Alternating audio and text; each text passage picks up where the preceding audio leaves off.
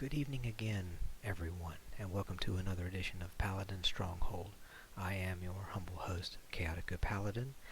Thank you for joining me. Tonight is going to be a little bit different stream because instead of doing regular gameplay, what we are going to be talking about tonight is the Final Fantasy VII Remake trailer that dropped on Wednesday from the Tokyo Game Show. This is not going to be a full-on just reaction video. At this point, I have seen the trailer more times than I can count, really. But I did want to at least weigh in on a few thoughts that I had on the trailer. And, because I'm very, very excited. Well, I've been very, very excited since 2015 when they first announced that they were actually going to do the remake and that it wasn't just going to be some remaster or anything else. Obviously, at this point, E3 was a great thing, by the way. E3 was wonderful in really helping to get a much better feel for how this is going to work, how this is going to play. One of the things at this point we knew, especially from some of the trailers like E3 or like Tokyo Game Show on Wednesday, the graphics quality is going to be almost unparalleled. I mean, you look at this Midgar shot right here. You look at this Midgar shot. And this trailer really helped to solidify some of the questions that some people still had when the E3 trailer dropped. The pre-order stuff that they showed obviously showed, if you order this version you get extra summon materia. Well, that pretty much confirmed that there were going to be summons. Well, we get to see them here. We'll get to those in just a minute. Obviously, again, they start with the train sequence, which, is understandable. It's one of the more recognizable sequences of the game. But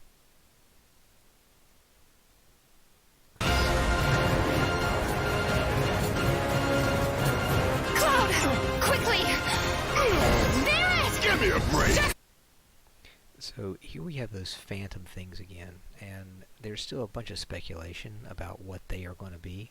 I'm very interested to see how this fits into the story. We knew that this was going to be 2 Blu-ray discs. They announced that at E3, and the 2 Blu-ray discs is just going to cover Midgar, which is pretty insane considering how much content Midgar was in the original. But See, Barret! Where you been? Tifa! Let's lay down some rubber! Crank that throttle! Okay, you got it! Who's that? A soldier. a lot of people have also pointed out, this is a new character. Don't know anything about him, but it's going to be interesting to see because there have been a lot of comments made about the fact that he's got a soldier sword that is in that puts him in like a first class or second class level of soldier. So it's clear that this is not just Cloud helping Avalanche, but that Cloud as an ex-soldier has other members of that organization coming as well. Either that or Shinra is sending other people of that organization out to try and stop Cloud, because now they feel like hey, with him teaming up with Avalanche, this has to be met with equal force, maybe. So it's going to be interesting to see a lot of what they've done from a story perspective, because obviously when you're going to expand an area, we're going to get a lot of the same beats, maybe not in the same order. Maybe, they're going to change some things up. I mean, the fact that, we're just going to get to Midgar means that the run that we do on the Shinra headquarters, in order to get the Hardy Daytona and go after the president and all of that, that's going to have to be the end of the whole sequence.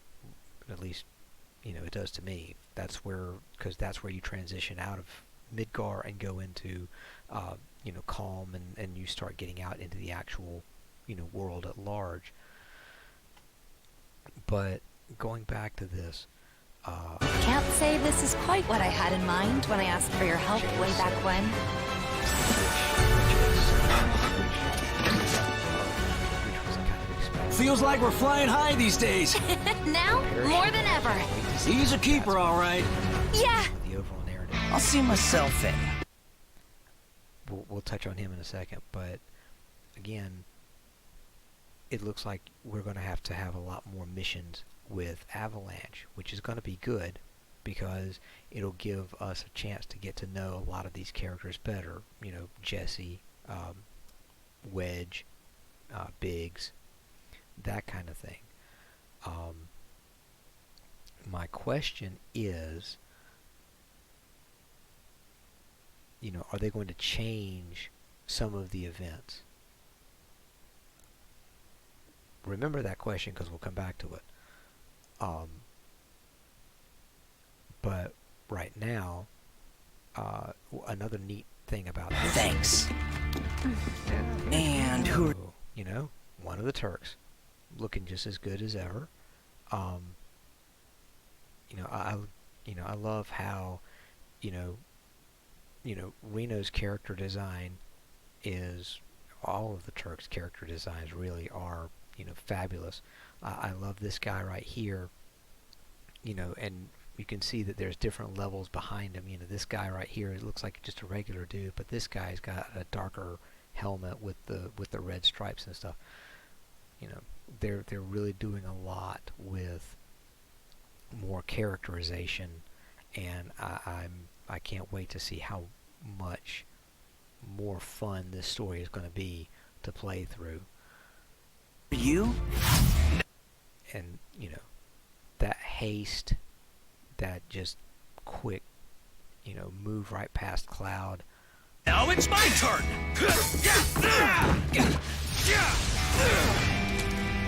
Hello, Eric. And then Rude here, looking straight out of like Hitman series. I mean, going full on Agent 47 with the black suit and the sunglasses. I mean, that's just great. That is just great. Love it, love it, love it. What do you want? Wait a minute. Those eyes. And can we talk about, for just a second, the fact that Rude has got a move where he is actually holding Cloud by the ankles and is swinging him around and is about to yeet him into Aerith. I know this has been pointed out before, but doggone it, that is hilarious. Because it just shows that they are making sure to add some humorous elements to this. Because that is just, I mean, who else would make their protagonist get swung around by their ankles and then tossed into a teammate for damage? That is just great. That is just great. Then of course add that, and Square confirmed that this was coming. Square confirmed that they were going to do this. We don't see Cloud's get up, but it's going to be so funny. Well, let me back up. I do not have a problem with this part being in the game because I thought it was hilarious the first time around, and so it's going to be even funnier this time around. It's always been, Cloud, the military, I am an ex-soldier. And now it almost is like, what do you want me to do? Dress and drag and do the hula? Well, okay. So off we go with this part. But you know, this is just going to be so much fun to play through. Corneo's got certain tastes. Don't be shy, little kitten. Shimmy on over and give Daddy some sugar.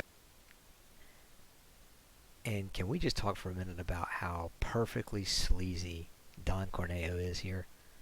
I mean, as a fan, this is the game that I've had in my head ever since I played it, when it came out on the PS1. Even with the blocky polygons and everything else, this is what was always playing in my head. And even with the polygons, you still got that similar sense of this guy is just a sleaze, and they really, kind of nailed that perfect look. And I love the fact that his hair moves so off from the way the rest of him moves, and it's like totally fake, but it just works so perfectly with the rest of the character. I love it, love it, love it to death, and I can't wait to be creeped out and grossed out by this guy, because it's going to be great. It's going to be great. It'll be fine, right? After you.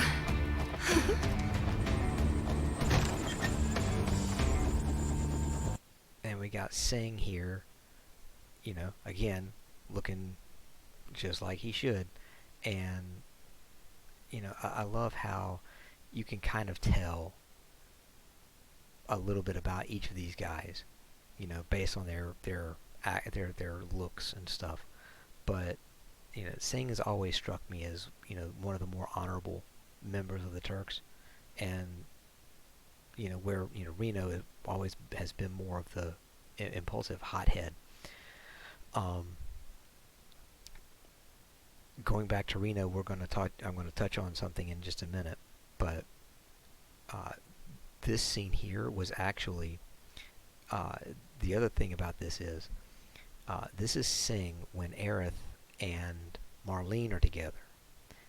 In the original, you find out what happened through Aerith's mom, and she says that Sing showed up and Aerith offered herself in place of Marlene.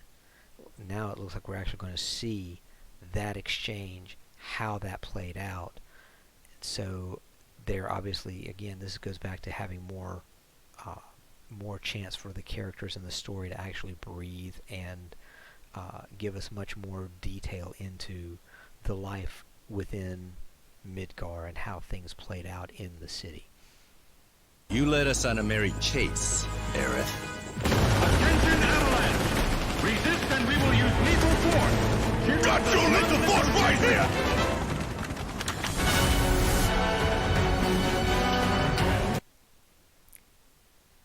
And Darts minigame, Final Fantasy 15 did this too. So it's going to be interesting to see if this is going to be a minigame or if this is actually just going to be like a cutscene kind of thing.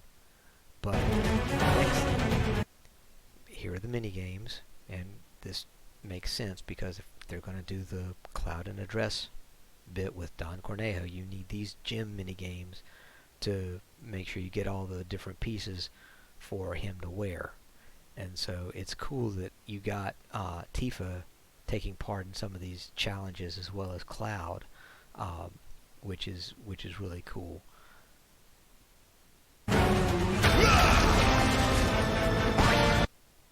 Of course, the frog status is back. One of the things that I love was being able to turn things into frogs and turn them use tiny and make them itsy bitsy or whatever. I love the fact that the frog's got a Buster Sword on his back. Still, just that is another one of those. It's the little things sometimes. Just the little things.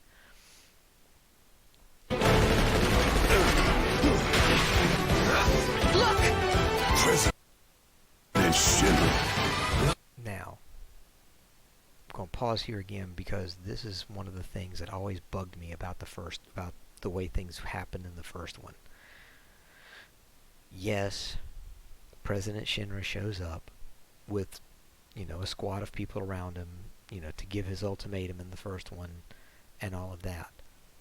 But it always struck me as, even as the president, he wouldn't physically show up personally to tell you guys off.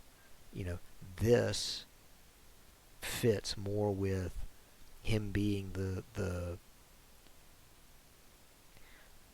what's the word I'm looking for? Him being basically the president of this, big corporation that's, doing bad things to the planet by draining all the Mako energy and all of that. This just feels much more in line with that kind of a person. The CEO doesn't come down to, tell a couple of protesters, go away. No, he leaves that to other people. And, that's... My dear sewer rats, henceforth allies of wicked Mutai, our sworn enemy. Mutai! The hell we are! And see, he leaves that to his right-hand man, Heidegger, who we know is the head of the Turks and everything. You don't understand, you'll ruin this. Oh. And so there was Ifrit right there.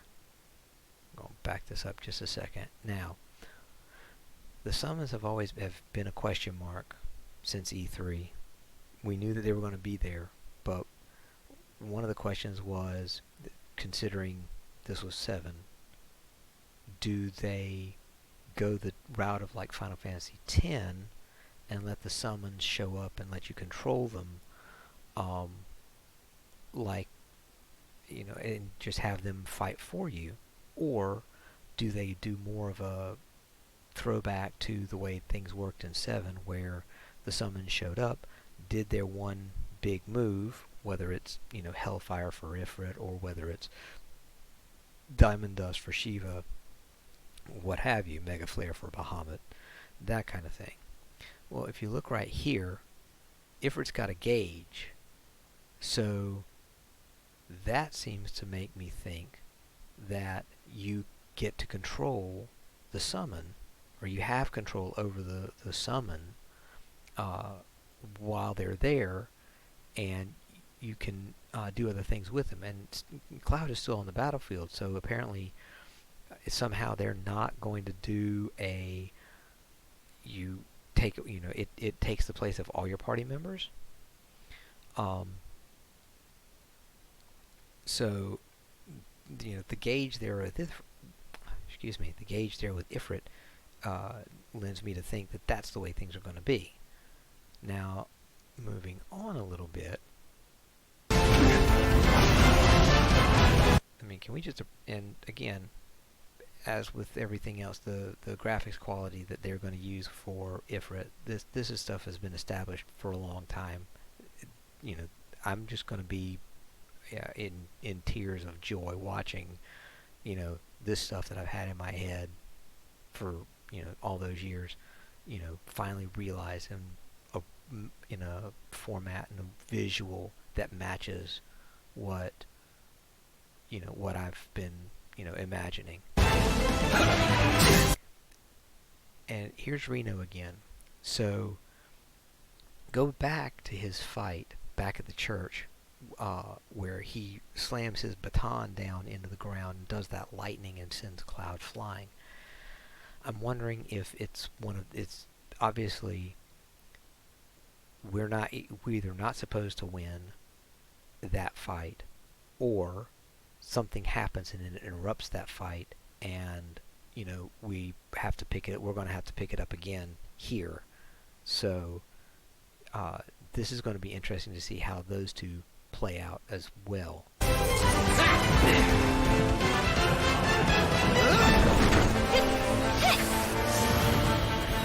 Now, here is Shiva, but notice all your party members are right here, and yet there's no gauge for Shiva. She just shows up, does her Diamond Dust against the Train Guardian, the Train Guardian.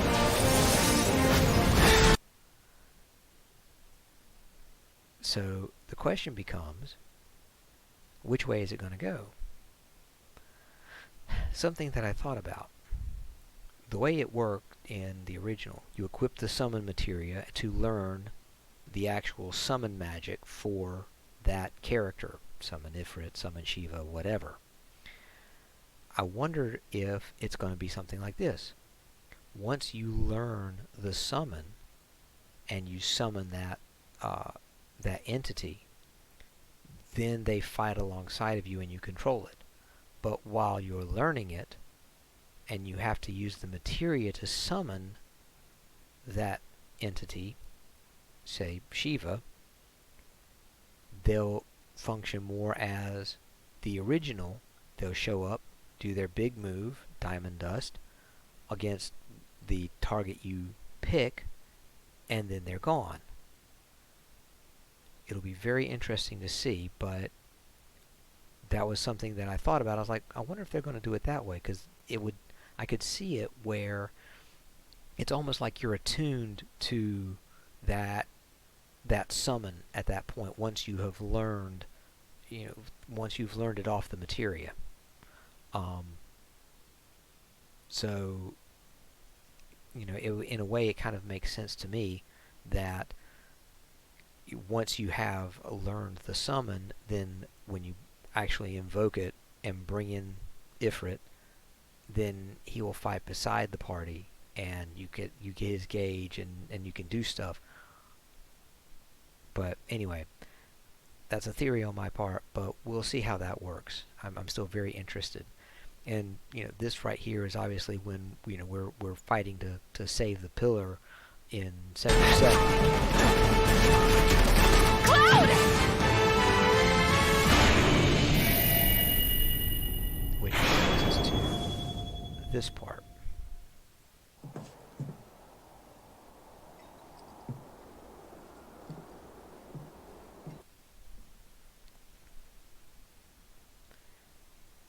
Those of us who know what that is. That's what happened to Sector 7.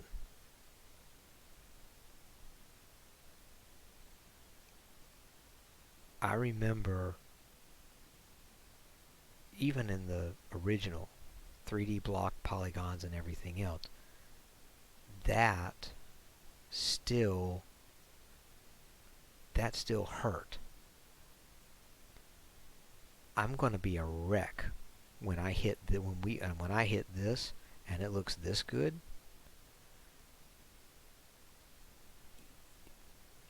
And this is just Midgar. I mean, somebody else that I saw made a comment that this is going to hurt different. Period. Just it's going to look so good. You're going to be so much more invested in people, and you're going to get this. And it's going to hurt way, way different. Way worse. And I go back to, this is just Midgar. This is not, there are several points later that are just as, if not more, emotional. I wonder if they're going to be, since they obviously are going to have to expand, the Avalanche involvement, and obviously give us more time to get to know, Biggs and Jesse, Wedge, and all them. And we saw in that one trailer from E3, Jesse's there handing Cloud a materia saying, "Thank you for saving my life." Are they going to survive the pillar? In the original, this was the point. They did not make it. They did not make it here. Where, how much of the story are they going to keep? Are they going to change it so that, at least, maybe one or two of them, if not more, make it out of this? Or are they going to just, keep that so that it just, again, has much more impact, because now we've had a lot more time to go with these characters, get to know them, enjoy some of their banter, even if it's a little over the top and campy, you know, the Let's Lay Down Some Rubber thing by Jesse. I get it, but I'm not complaining, don't get me wrong. But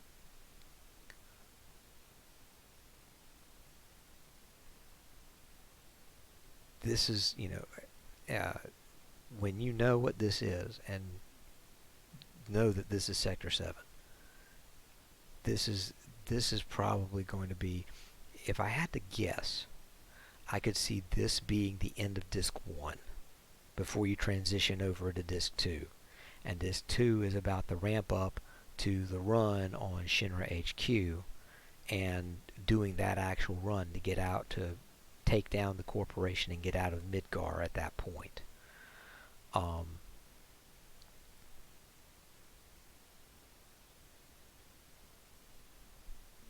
Anyway, we got a hint of a little bit of the emotion in the E3 trailer. When, it switched over and there's Tifa and Marlene and Barrett comes in and all of that. And then Tifa and Cloud in the bar. But we haven't, this is our first indication that they're really going to bring a lot of, and we had hoped that they would. At least, I hoped that they would. I knew that they were going to be, they said they were expanding the story. I was hoping that didn't mean necessarily changing a lot. But, bringing in the Turks now, that I can't wait to see how some of these disjointed, 5-second clips fit in with the rest of the whole narrative. It's going to be very interesting to see.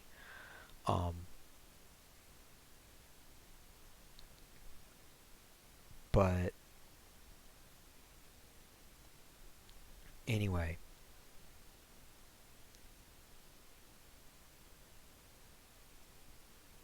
the bottom line is, I want March to get here like now, because I need this in my hands. I need this in my life, more than just these 5-second clips of things put together.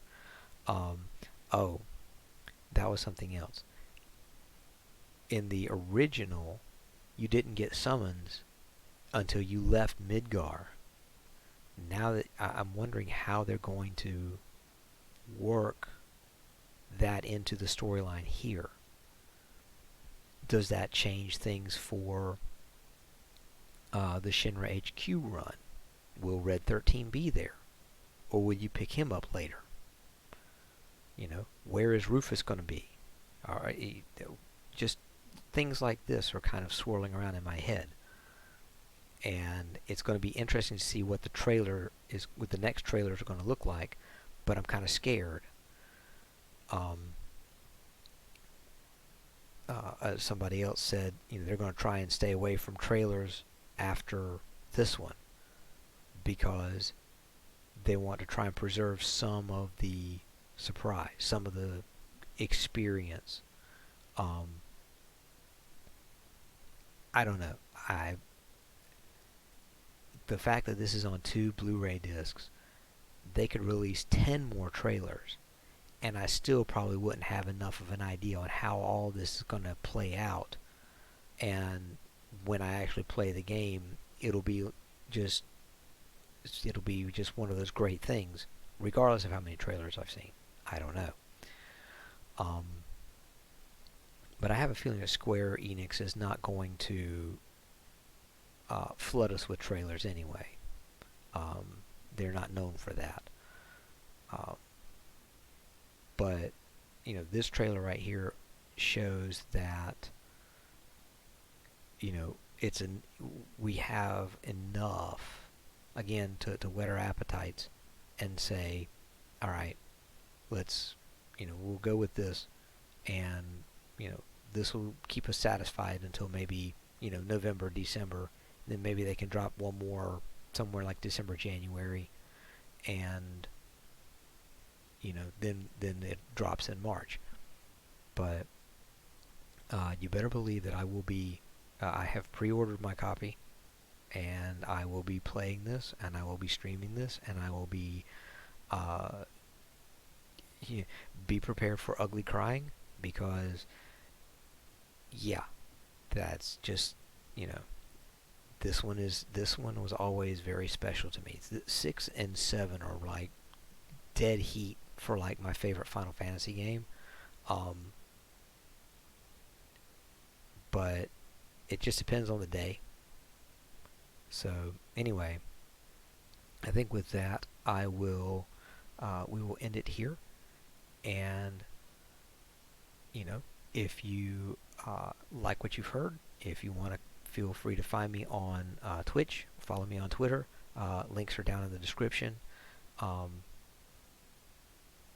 You know, and then you can see some of my other gameplay videos. I've been working on a title that's near and dear to my heart, Shadowrun Returns by Harebrained Schemes. I've been obviously a huge fan of role-playing games for as long as I can remember.